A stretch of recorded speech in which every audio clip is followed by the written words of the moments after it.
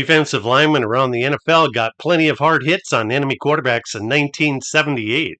Starting quarterbacks were injured, and their replacements made costly mistakes. But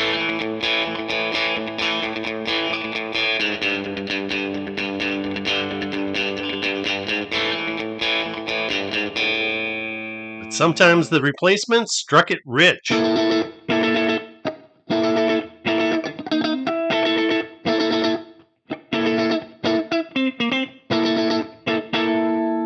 1978's NFL Player of the Year was Earl Campbell, who ran for a rookie record 1,450 yards, which led the NFL.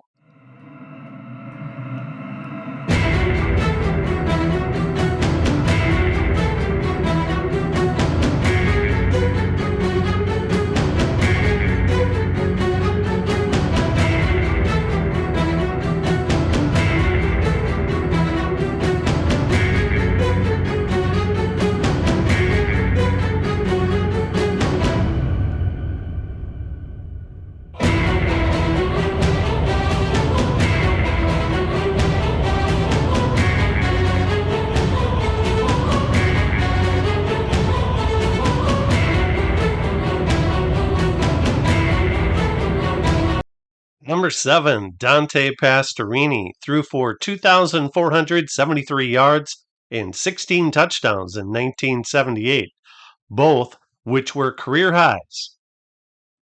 Number 45, Tim Wilson, at 6'3", 225 pounds, could have been a starting running back on a lot of teams, but not one with Earl Campbell on it. Bob Greasy made the Pro Bowl again in 1978, and he led the NFL with a 63% completion rate. He throws a perfect strike to speed burner Duriel Harris. The Dolphins won 11 games and lost 5, while having the league's second highest scoring offense. Number 89, Nat Moore, was the Dolphins' leading receiving threat as he caught 48 passes and 10 touchdowns, coming off his 1977 All-Pro season when he caught 52 passes and 12 touchdowns.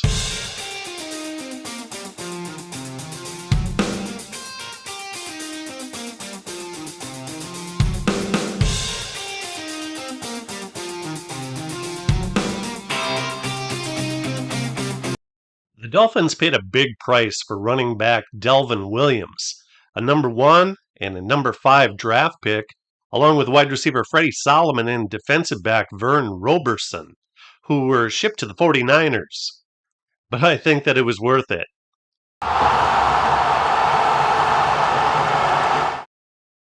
The Dolphins had not had a 1,000-yard rusher since Larry Zonka in 1973, but they landed one in Delvin Williams, who ran for 1,258 yards in 1978, a team record. He is the first running back to hold the single-season rushing yardage record for 2 NFL teams, as he rushed for 1,203 yards in 1976 for the 49ers. The Steelers won 14 games and lost only 2, and the Steel Curtain allowed the fewest points in the NFL. Terry Bradshaw was basically injury-free for once, and was second in the AFC in passing. Lynn Swann made All-Pro based upon his 11 touchdowns and 61 catches, which was third best in the AFC. Franco Harris was also third in the AFC in rushing yards. All Franco did was rush for over 1,000 yards for the 6th time in his 7th NFL season, and make the Pro Bowl for the 7th time. It didn't matter what the weather was like. All they did was win.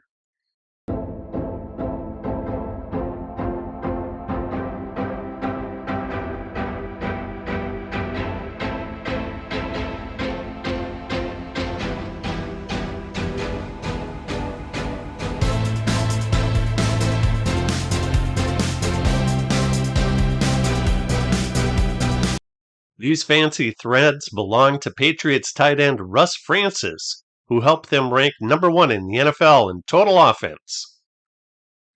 Quarterback Steve Grogan led the NFL with 6 game-winning drives that helped the Patriots to sport an 11-5 record. New England also led the NFL in average yards per pass play due to the likes of Stanley Morgan. 24.1 yards per reception.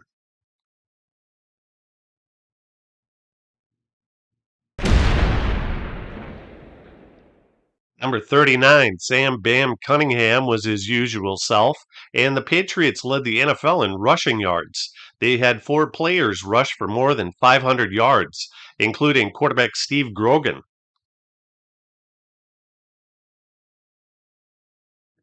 The Broncos proved that their 1977 Super Bowl team was not a fluke by winning the AFC Western Division with a 10-6 record.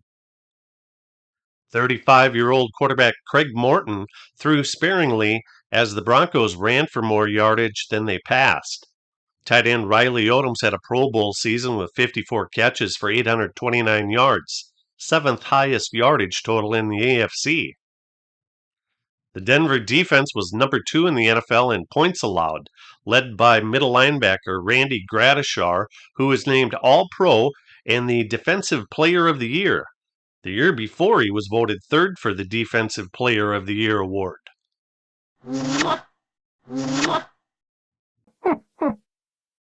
Hubert Montgomery was one of the main reasons for the Eagles soaring from a 5-9 team in 1977 to a 9-7 team in 1978. He rushed for an Eagles single-season record of 1,220 yards and scored 10 touchdowns, while Ron Jaworski lofted 8 scoring strikes to 6'8" Harold Carmichael, who made the Pro Bowl and averaged 19.5 yards per catch.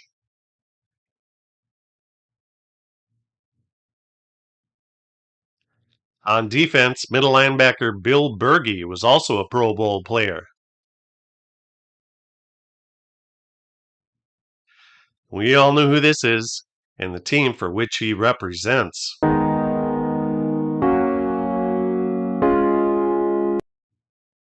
Roger Staubach was the NFL's leading passer in 1978, and the Cowboys won the NFC East crown with a 12-4 record. Tight end Billy Joe Dupree made the Pro Bowl for the 3rd straight year by catching a career-high 9 touchdown passes. And on the ground, Tony Dorsett was the man as he rushed for over 1,000 yards for the 2nd time in as many NFL seasons. Head coach Tom Landry was renowned for his razzle-dazzle plays, and here's an outstanding flea flicker.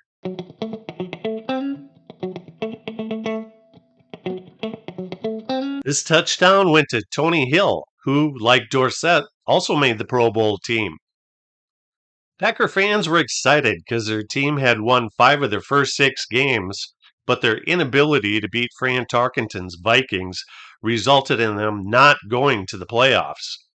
Though Tarkenton led the NFL with 32 interceptions, he did have sure-handed wide receiver Ahmad Rashad, who caught 8 touchdown passes and went to the Pro Bowl for the first of 4 consecutive years. Of the Vikings' last 5 regular season games, they won only 1, and it was on this play in this game against the Eagles in which they won 28-27. It was enough to win the Central Division crown for the 10th time in the last 11 years.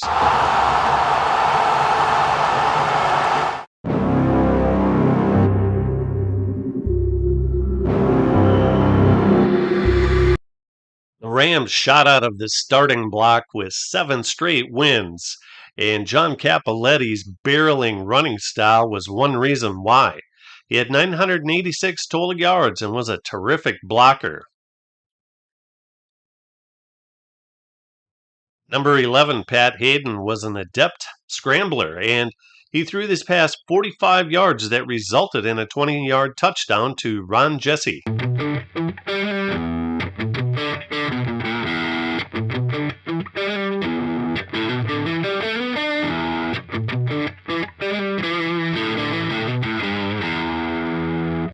Cornerback Rod Perry had an outstanding year by intercepting 8 passes and returning 3 of them for touchdowns.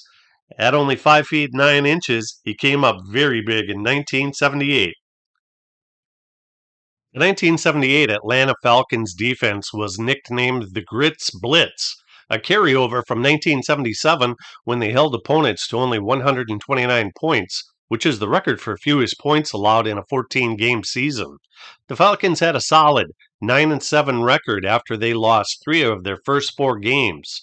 Both times they played the Saints, they won in the last seconds on wild plays. This play was actually called back, but this one counted.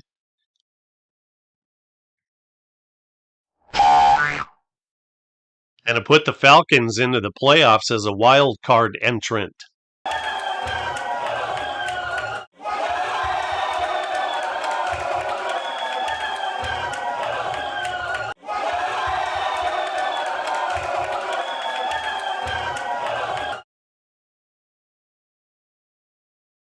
Head coaches Lehman Bennett and Dick Vermeil had some pregame discussion, and the Eagles faced the Falcons in Atlanta, with the Eagles jumping up to a 13-0 lead, which they held until the fourth quarter. Number 50, Greg Brzezina, was playing in his 10th season with Atlanta and had 9 sacks in the regular season. He punished Jaworski here. Steve Bartkowski received outstanding pass protection that allowed him to airmail this beauty to Wallace Francis for 6 points.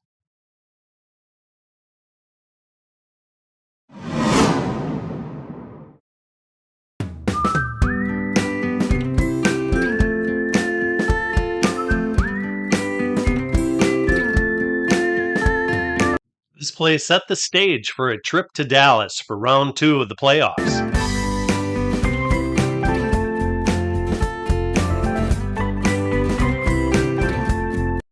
The Falcons stormed out of the starting gate and took a 20-13 lead at halftime.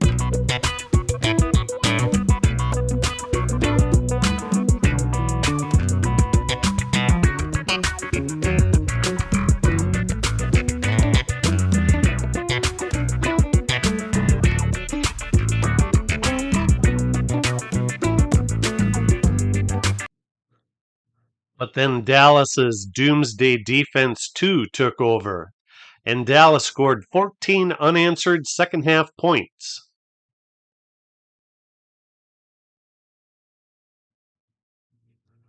Scott Laidlaw's touchdown run provided the winning margin of victory.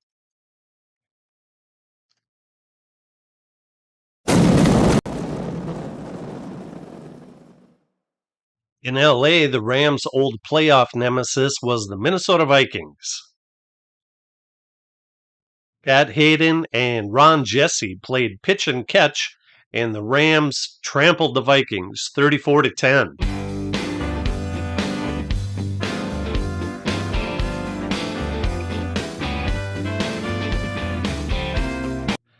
They had reason to celebrate as the Vikings had beaten them the previous 4 times that they had met in the playoffs.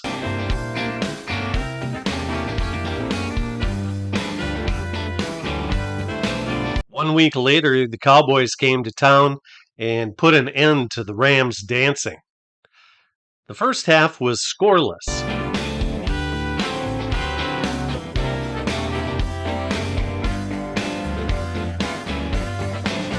Randy White broke Pat Hayden's thumb on this play, and Charlie Waters picked off 2 passes and returned them 49 yards.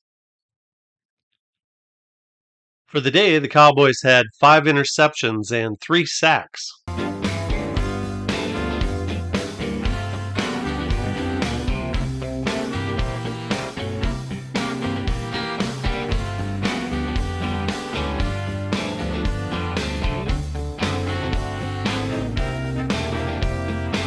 Roger Staubach and Scott Laidlaw parlayed one of those interceptions into this touchdown.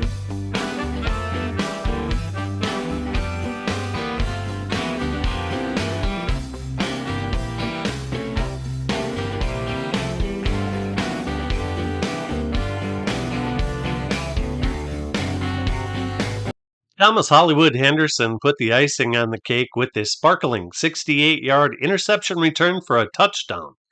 and a chance for the Cowboys to become the first team to win 3 Super Bowls.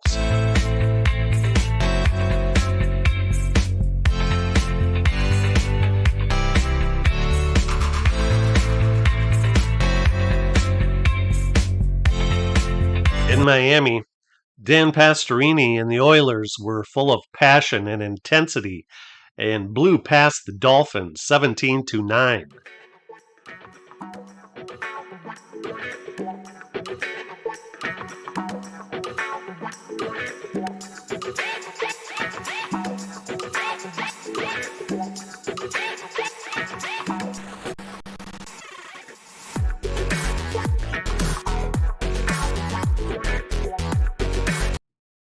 The following week, the Patriots tried to match that emotion at home, but the Oilers bombed them 31-14 with Double O Ken Burrow tiptoeing down the sideline on this 71-yard backbreaker.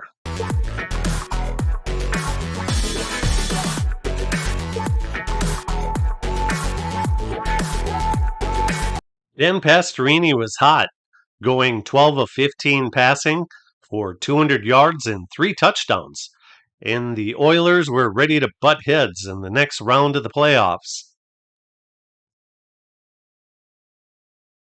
The scowl that only a mother could like belonged to madman Jack Lambert. His defense sacked Bronco quarterback 6 times, and they recovered 2 fumbles while limiting their offense to only 218 total net yards in crushing them 33-10.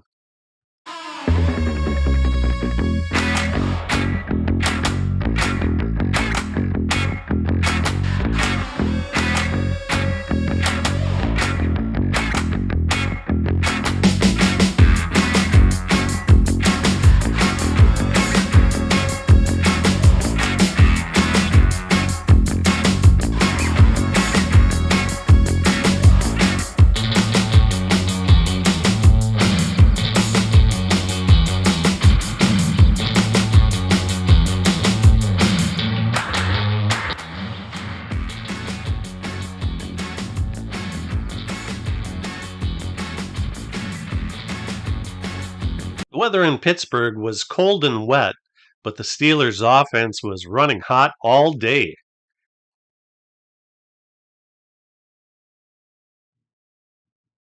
It didn't matter who was running through the slop.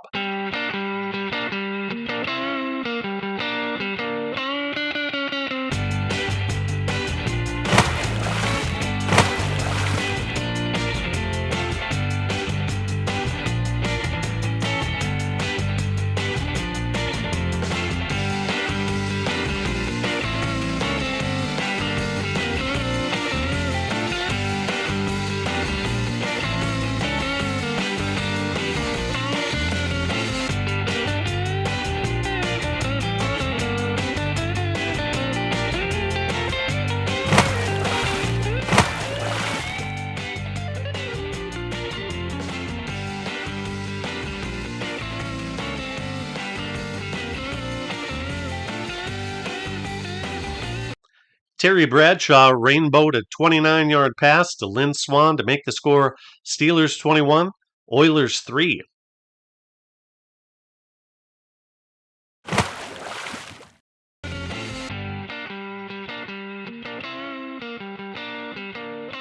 The Oilers couldn't find the handle on this slippery pigskin, and the Steelers took advantage.